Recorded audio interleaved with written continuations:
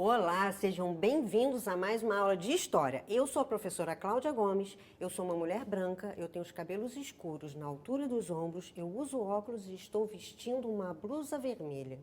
E eu começo a nossa aula perguntando a você: já comprou alguma coisa, alguma roupa que tinha na etiqueta escrito Made in China? Você já viu fogos de artifício? Ou então já aprendeu a usar o zero nas suas contas? Ou ainda, já ouviu falar de karma e reencarnação? Então, pela minha roupa, você já deve estar desconfiando que eu estou falando da China, né? Mas não só, vou falar da Índia também. Porque nessa aula de hoje nós vamos entender sobre as primeiras civilizações que habitaram a China e a Índia, que hoje são conhecidos por sua tecnologia, mas convivem muito com a sua tradição, que parece contradição, mas não é.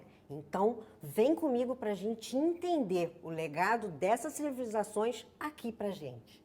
Mas para falar da Índia e da China, primeiro vamos nos localizar no espaço.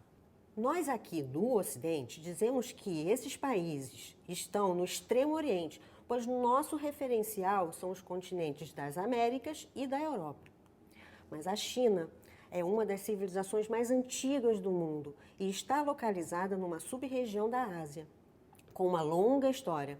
A China teve diversos períodos históricos. A civilização chinesa clássica é uma das mais antigas do mundo e floresceu na bacia fértil do rio Huanghe, conhecido como Rio Amarelo, que era uma área de planície do norte do país. Já a Índia é uma vasta península localizada no sul da Ásia, situada entre o Oceano Índico e a Cordilheira do Himalaia. Seu meio físico é caracterizado pela diversidade e complexidade das condições naturais. Dentre seus rios se destaca o Ganges, de grande importância econômica e berço dos primeiros habitantes da Índia. Os hindus consideram o rio Ganges sagrado e suas águas são utilizadas para purificação.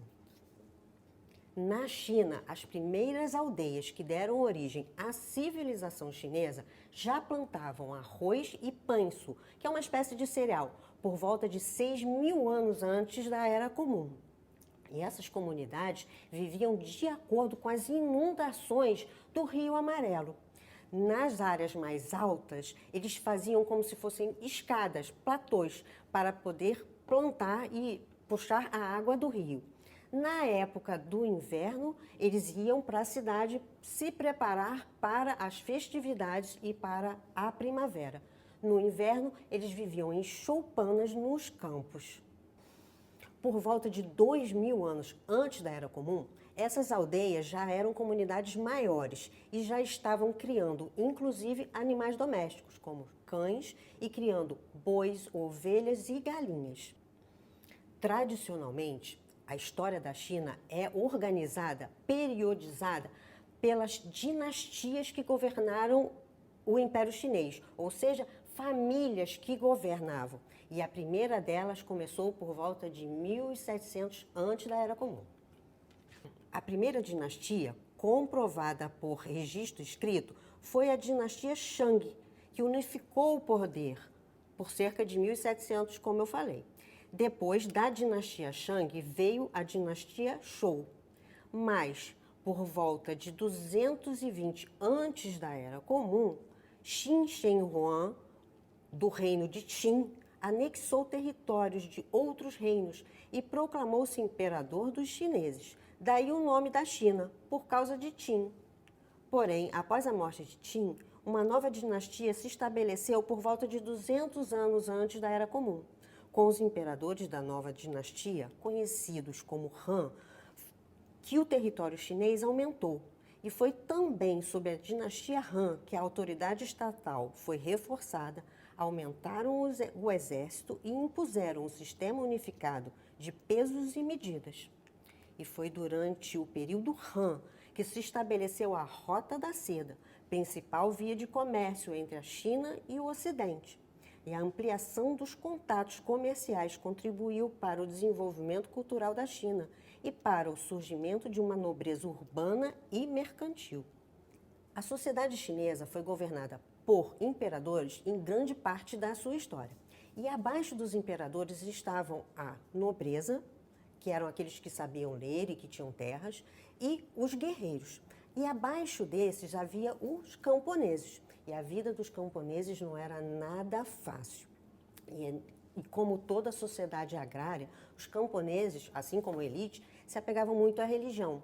E era a religião que dava sentido àquela vida daquelas pessoas e aquele modo de vida agrário, que era muito importante, religião, que tinha a ver com natureza. Só que para os antigos chineses, a religião e a filosofia estavam relacionadas. E as mais importantes correntes filosóficas e religiosas na China antiga são o confucionismo, que veio do filósofo Confúcio, que valorizava a equidade e a generosidade. A família também era muito importante e, por isso, o culto dos antepassados é central no confucionismo. E também havia o taoísmo, que vem dos ensinamentos do filósofo Lao Tse, que significa velho mestre. De acordo com o taoísmo, o universo é regido por duas forças opostas e complementares, o Yin e o Yang. A harmonia do universo estaria, então, na união dessas duas forças. Com o desenvolvimento econômico, setores intermediários da sociedade, ou seja, a sociedade ficou um pouco mais complexa, outros estratos sociais surgiram, como mercadores, escribas, artistas. E a tradição dos chineses para o comércio, desde aquela época, foi se desenvolvendo. E não é à toa que, hoje em dia, na atualidade, são os chineses que vendem mercadorias para o mundo todo. Já a antiga civilização indiana, segundo os arqueólogos, surgiu no Vale do Rio Indo, onde hoje é o Paquistão, por volta de 7.000 anos antes da Era Comum. Estudos arqueológicos indicam que Harappa era a cidade mais antiga do Vale do Rio Indo e pode ter sido o centro dessa civilização. A principal característica das cidades do vale era o planejamento urbano, circundadas por grandes muralhas e espaçosas avenidas separando os bairros. Além disso, a cidade dispunha de um sistema de fornecimento de água, de áreas de banho e de uma rede subterrânea de esgotos. E isso tudo há milhares de anos atrás. Incrível, né? Era a agricultura a base econômica da civilização harapense. Mas essas cidades entraram em declínio, coincidentemente, com a invasão de povos nômades de origem ariana que estavam vindo da Europa Oriental. E esses povos se estabeleceram na Índia, agora perto do Vale do Rio Ganges, e construíram uma nova civilização. Ressaltando aqui que ariano não tem nada a ver com ser branco, e sim com um subgrupo étnico oriental que vivia naquela região e fez essas migrações. E depois de dominar a região, esses povos arianos se sentiam superiores aos nativos. E eles usaram a religião para criar o sistema de castas indiano, para poder usar a ideologia religiosa para que essas populações dominadas, subjugadas, não se rebelassem. E para a gente entender o sistema de castas, vamos à religião hinduísta. Segundo a mitologia, as castas foram hierarquizadas de acordo com as partes do corpo do deus, Brahma. E uma vez que você nascia numa casta, não poderia mudar de posição social. Nesse sentido, os brahmanes, que teriam nascido da cabeça de Brahma, eram os sacerdotes e os letrados. Os kshatriyas nasceram dos braços de Brahma e eram os guerreiros. Já os vaixyas teriam nascido das pernas de Brahma e eram os comerciantes, que mesmo que fossem ricos, eram obrigados a contribuir com impostos e servir na guerra. Já os Sudras teriam nascido dos pés de Brahma e eram os servos, camponeses, artesãos e operários.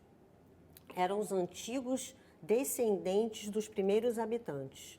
Além desses grupos, existiam os chamados intocáveis, pessoas que não fariam parte de nenhuma casta e que por isso eram considerados impuros.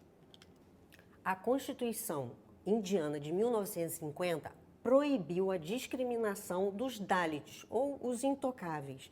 Segundo a nova Constituição, ninguém mais pode ser discriminado pela sua condição com base em castas.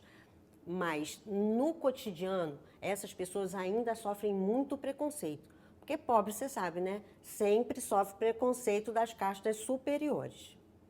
Sobre o período ariano na Índia, a principal fonte que nós historiadores temos são os livros Vedas, que são livros que trazem todo o princípio da religião e trazem também ensinamentos, mantras, magias, que têm a ver com a religião hinduísta.